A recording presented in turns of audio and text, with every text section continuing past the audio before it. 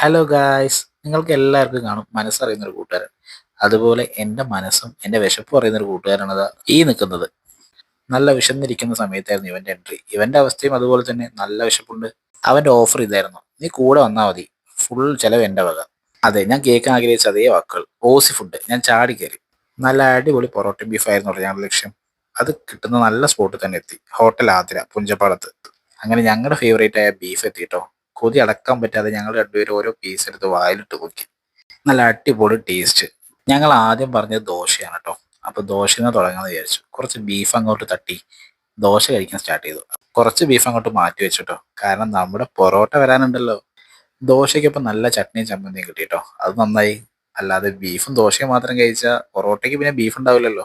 ദോശയും ബീഫും തരക്കേടില്ലാത്തൊരു കോംബോ ആയി തോന്നി. കുഴപ്പമില്ല, ടേസ്റ്റി ആയിരുന്നു. അവൻ അതിൻ്റെ ഇടയിൽ ഓരോ വെറൈറ്റി പരീക്ഷിക്കുന്നുണ്ട്. ദോശയും ബീഫൊക്കെ എടുത്തിട്ട് ചട്നിയിൽ മുക്കിയിട്ടൊക്കെ കഴിക്കുന്നത്. എങ്ങനെയാ അതിന്റെ ടേസ്റ്റ് എന്ന് എനിക്ക് അറിയില്ല കേട്ടോ. ഫുഡിന്റെ ഒപ്പീനിയൻ ഞാൻ അവനോട് ചോദിച്ചിട്ടോ. അവന്റെ റിയാക്ഷൻ കണ്ടില്ലേ, ആള് 100% ഹാപ്പിയാ.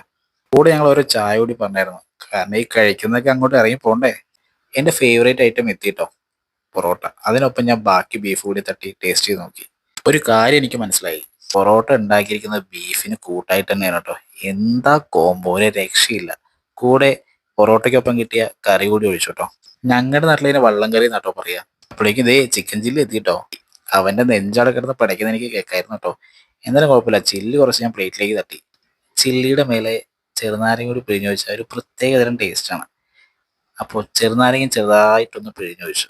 അതിന്റെ ആ ഒരു പുളിയും ഒരു പ്രത്യേക ടേസ്റ്റ് അല്ലേ അതിന്. ചില്ലി ഒട്ടും മോശമില്ലായിരുന്നു കേട്ടോ, നന്നായിരുന്നു. അവന്റെ മുഖത്ത് കണ്ടില്ലേ ഒരു സന്തോഷം, കാരണം എന്റെ ഓർഡർ കഴിഞ്ഞല്ലോ. പക്ഷെ അവന് തെറ്റി ഗൈസ്. പുലി പതുങ്ങുന്നത് ഒളിക്കാനല്ല, കുതിക്കാനാണ്. അതെ, കലാശക്കൊട്ട നിലയ്ക്ക് ഞാനൊരു ഡബിൾ ഓംലെറ്റ് കൂടി പറഞ്ഞിരുന്നു. കണ്ടില്ല കുരുമുളക് ഇട്ടിരുന്നത്. അങ്ങനെയെങ്കിലും നീറി നീറി ചാവട നാറി എന്നാണ് ആ കുരുമുളക് ഇടുന്നതിന്റെ അർത്ഥം. എന്തായാലും ആ ഓംലെറ്റ് കൂടി കഴിച്ച് ഞങ്ങൾ ഇറങ്ങിട്ടോ. കലമ്പഴിപ്പുറം കഴിഞ്ഞ് പുഞ്ചപ്പാട് എന്ന സ്ഥലത്താണ് ഈ സ്പോട്ട് വരുന്നത് കേട്ടോ. ആ വഴി പോകുന്നവർക്ക് ട്രൈ ചെയ്ത് നോക്കാം. അപ്പൊ അടുത്ത വീഡിയോയിൽ കാണാം. ബൈ.